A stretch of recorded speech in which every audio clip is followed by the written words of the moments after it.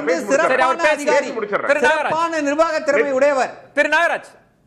நெற்றியில கோயிலுக்குள்ள போவாரு திருமாவளவன், நெற்றியில பொட்டு வச்சுக்குவாரு, திண்ணீர் வச்சுக்குவாரு, வெளியே வந்து பேட்டி தரப்ப அழிச்சிடுவாரு. இதுதான் அவங்க அரசியல் கேவலம். ஓட்டு பொறுக்கியெல்லாம் இதுதான் சரியான வார்த்தை. வேண்டாம் வேண்டாம், ஓட்டு வாங்குறதுக்காக இல்ல இல்ல நாகராஜ் அதை அனுமதிக்க முடியாது. இல்ல இல்ல அது திரும்ப பண்ணுங்க, அதெல்லாம் வேண்டாம். இதை விட இல்ல இல்ல நான் அவர் ரிட்டாலியேட் பண்ணா இன்னும் பெற முடியாது. தவறான வார்த்தையை வன்னியரசு பேசுறாரு. பார்வையாளர்களை நம்ம கொச்சப்படுத்த வேண்டாம், கண்ணியமா பேசலாம். எப்படி எப்படி இப்படி அவங்க பேச முடியும்? இல்ல இல்ல எப்படி ஒரு பக்தர்களை எப்படி குண்டர்கள் சொல்ல முடியும்? எப்படி அந்த வார்த்தையை பயன்படுத்தலாம்? தவறுங்க இது. நீங்க கண்டிக்கணும். அவர் திரும்பவான வார்த்தை திரும்பவானவர்.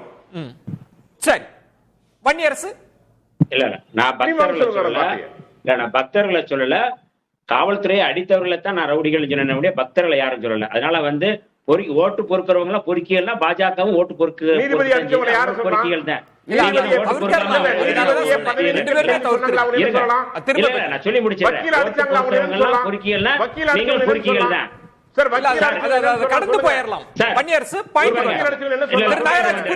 அவர் நிறைவு ஒரு தலைவர் வக்கீல் அடிக்க சொல்றாரு, ஒரு குண்டர்கள் தொண்டர்கள் அடிக்கிறாங்க.